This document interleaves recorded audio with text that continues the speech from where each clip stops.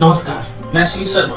अभी बात कर रहा हूँ एक बच्चे के बारे में। केरला इंडिया की कहानी है। सभी को पता है कि बच्चा पैदा होने से पता चल जाता है कि कौन से जेंडर का है, लड़का है या फिर लड़की है। पर इसके केस में थोड़ा सा अलग था। उसका नाम जीनू शशिधरन रखा गया। उनके माँ बाप और आस पड़ोस वाले, यहाँ तक कि स्कूल में भी उसको शशिधरन और कोई जीनू बोलकर बुलाता था।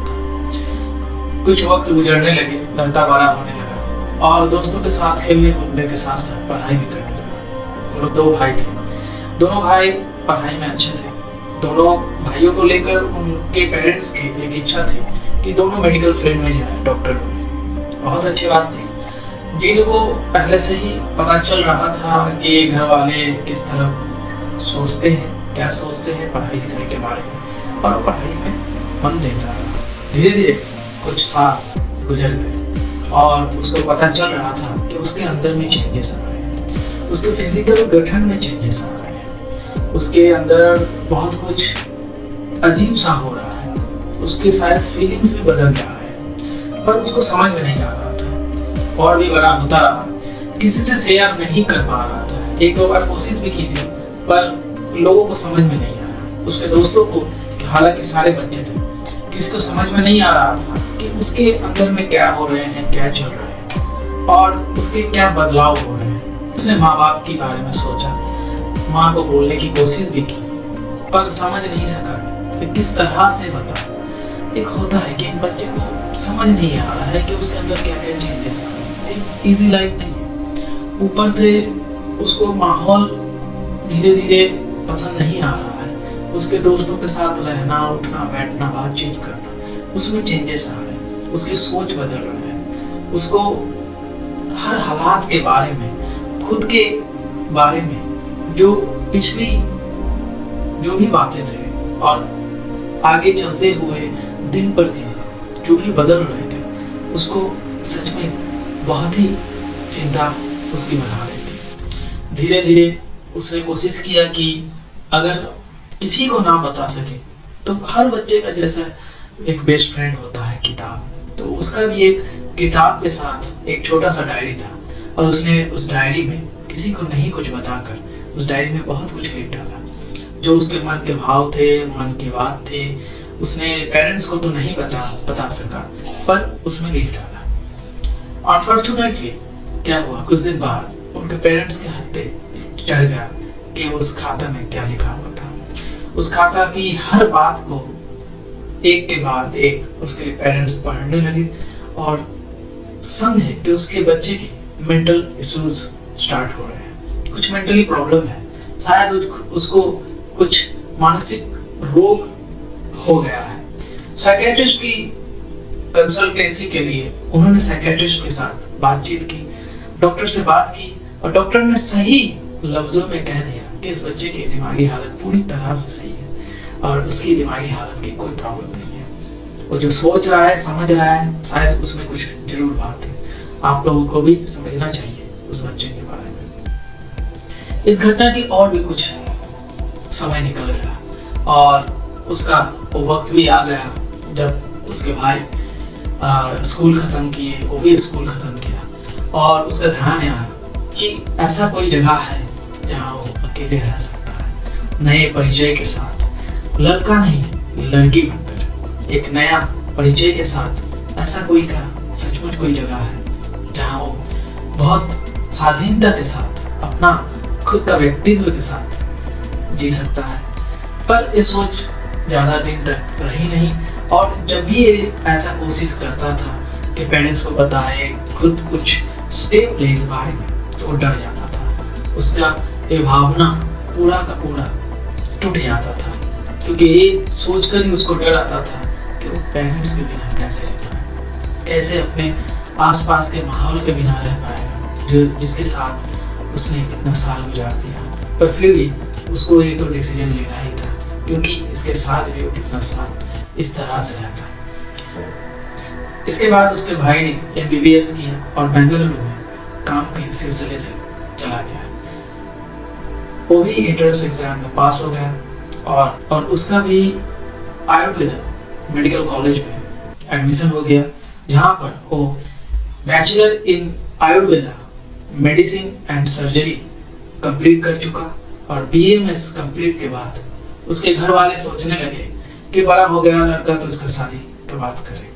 आस पड़ोस वाले और उसके घर वाले इसके शादी के लेकर चिंता थे, पर उसका चिंता तो कुछ और ही था। वो तो अब भी यही सोचकर डर जाता था कि वो कोई और है और किसी को बता नहीं सकता है।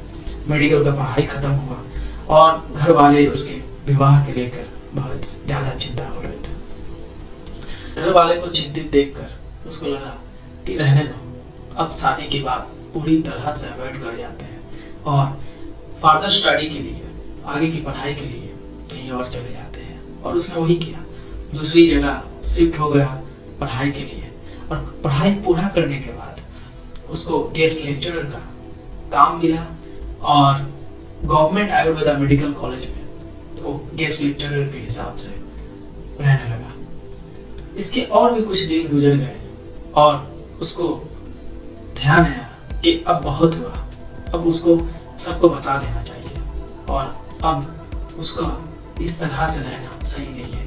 क्योंकि जब भी काम के सिलसिले में पेशेंट से और अपने स्टूडेंट से और अपने कॉलीग से मिलता था, तभी उसको हर बार ये बात अंदर से नोच डालती थी कि उन सभी को जो भी कहता है उसमें एक बहुत बड़ा झूठ है कि वो खुद से ही झूठ बोलता है। वो खुद को ही लोगों के सामने में नहीं लाने दे रहा है, तो कैसे लोगों को सही सलाह दे सकता है। उसके प्रोफेशन से वो झूठ बोल रहा है। सबसे पहले तो उसको खुद को ठीक करना चाहिए, उसके बाद वो प्रोफेशन में और भी बड़ा बन सकता है और सही मायने में लोगों को ट्रीट कर सकता है। धीरे धीरे बातें उसके जहन में बैठती गई और उसका चिंता और भी बढ़ता रहा। इसके और भी कुछ वक्त गुजरने के बाद उसका रिसर्च भी बहुत दिन से चल ही रहा था कि वो किस तरह से उसके बदन के गठन को और भी सुंदर बना सके और भी किस तरह से वो एक पूरा का पूरा लड़की देख सके और क्या क्या कर सकता है। ऐसा वक्त आया कि उसने ठान लिया कि अब बहुत हुआ, अब उसको बता देना चाहिए। इसके दौरान ही उसको हॉस्पिटल में नौकरी मिल गया और वो नौकरी करने लगा, पेशेंट देखने लगा, पेशेंट एडमिट होने लगा और उसको सभी जीनू शशिधरन डॉक्टर के नाम नहीं जानते थे। पर इस तरफ उसका खुद से जो लड़ाई था वो तो कम नहीं था। उसको अब बताना ही था दुनिया को कि वो कौन है और क्या है। इसके और कुछ दिन बाद उसने ठान ली और फाइनली अपने पेरेंट्स को बता दी और ये भी बताया कि वो सर्जरी करना चाहता है। जनरली उसको पता चला कि कॉस्मेटिक सर्जरी और वॉइस थेरेपी की जरूरत है। वॉइस थेरेपी के लिए उसको वॉइस क्वालिटी जो था, जो अभी मर्द की तरह था, उसको एक लड़की का सुरीला कंठ भी उसको चाहिए था, तभी वो पूरा तरह से एक लड़की बन सकती है। और इसी वजह से उसके मल्टीपल सर्जरीज हुए, कॉस्मेटिक सर्जरीज हुए, बदन के हिसाब से वो लड़की दिखने लगी। जीनू शशिधरन से मिस प्रिया बन गई और लोग उसको मिस प्रिया बुलाने लगे। पर अभी भी वॉइस थेरेपी के लिए बहुत सारे रुपए की जरूरत थी। यहाँ की कॉस्मेटिक सर्जरी में भी उसके पेरेंट्स ही 95% कॉस्ट बेयर किए थे और आगे भी उनका सपोर्ट मिस प्रिया के साथ था। वॉइस थेरेपी और कॉस्मेटिक सर्जरी के बाद जब वो घर आई तो उसके दिमाग में एक ही बात चल रहा था। यहाँ तक कि सर्जरी के बाद भी जब वो एडमिट थी तब भी उसका ध्यान एक ही बात पे था कि उसके काम की जगह पे जो सभी उसको एक मर्द समझते थे, एक लड़की, एक औरत कैसे मान लेंगे, उसका पेशेंट का रिलेशन कैसा रहेगा, उसके कॉलेज के रिलेशन कैसे रहेंगे, उसके पुराने जितने भी दोस्त थे, जितने भी कॉलीग्स थे और उसके प्रोफेसर्स, अदर्स डॉक्टर्स, उन लोगों के साथ कैसा माहौल बना रहेगा। उसका डर था कि उसका नौकरी जा सकता है और उसको बहुत सारे तकलीफों से जूझना पड़ सकता है। पर ऐसा कुछ हुआ नहीं। जब वो वापस आई सभी बहुत खुश थे और मिस प्रिया सभी उसको पुकारने लगे। इस बदलाव में सभी उसका साथ देने लगे और उसको खुद भी बहुत गर्व महसूस होने लगा। लोग भी उसको मुबारकबाद दी कि असल में उसने बहुत कुछ एक बड़ी बदलाव ला दी। इससे पहले शायद दुनिया में कोई ट्रांसजेंडर डॉक्टर नहीं बना होगा, पर ये इंडिया में बनी मिस प्रिया। और आज जब उससे बात होता है मीडिया की और किसी के भी, तो वो कहती है कि जीवन एक अमूल्य संपत्ति है, इसको छुपाना नहीं चाहिए, इसको जीना चाहिए। और वो पास्ट और फ्यूचर के बारे में ज़्यादा नहीं सोची, इसलिए ही वो खुद को बदल सकी और खुद में बदलाव ला सकी। उसको बहुत ही खुशी महसूस होती है, इस लाइफ को सेलिब्रेट करती है और एंजॉय भी करती है, और इसलिए वो मिस प्रिया कहलाने में बहुत खुशी महसूस करती है। जब भी कोई मिस प्रिया बुलाता है तो उसको बहुत खुशी महसूस होता है कि असल में एक्चुअल में उसने लाइफ को बदला है। पढ़ाई लिखाई एक अलग चीज होती है जो जिंदगी में लोग करते हैं, उसने भी किया है, पर खुद का बदलाव बहुत ही बड़ा बदलाव होता है।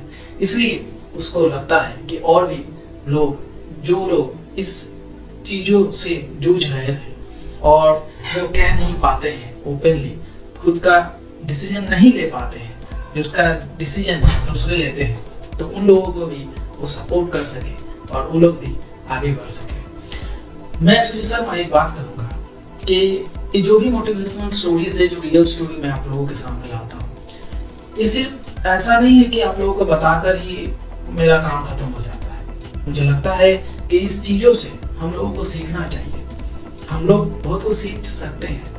ऐसा नहीं है कि मैं कह रहा हूँ कि आप लोग ट्रांसजेंडर हो जाइए, ऐसा नहीं है, पर अल्टीमेट जो डिसीजन होता है, जो खुद को पहचानने की बात होती है, अक्सर लोग चूक जाते हैं और बुढ़ापे में जाकर एक एज जाने के बाद उन सभी लोगों को अफसोस होता है कि बहुत सारी चीज उन लोगों ने स्टैंड आउट नहीं लिया, उन लोगों ने अपने आइडियाज पे काम नहीं किया, अपने डिसीजन पे काम नहीं किया, खुद पे बदलाव नहीं लाए, इसलिए वो लोग आज तक भोग रहे हैं। वो लोग आज तक उस चीज को कुड़ेद कर, नोच कर खुद ही में संभाल ले रहे हैं और खुद ही को खत्म भी कर रहे हैं। ऐसे बहुत सारे लोग हैं, तो वो लोग ऐसे स्टोरी से बहुत कुछ सीख सकते हैं, जान सकते हैं। स्टोरी सुनकर कैसा लगा, लाइक शेयर करके बता सकते हैं, अपना प्यार हमको दिखा सकते हैं। आशा करता हूँ ये वीडियो भी अच्छा लगा है, तो आने वाले वीडियोस भी आपको बहुत अच्छे लगेंगे।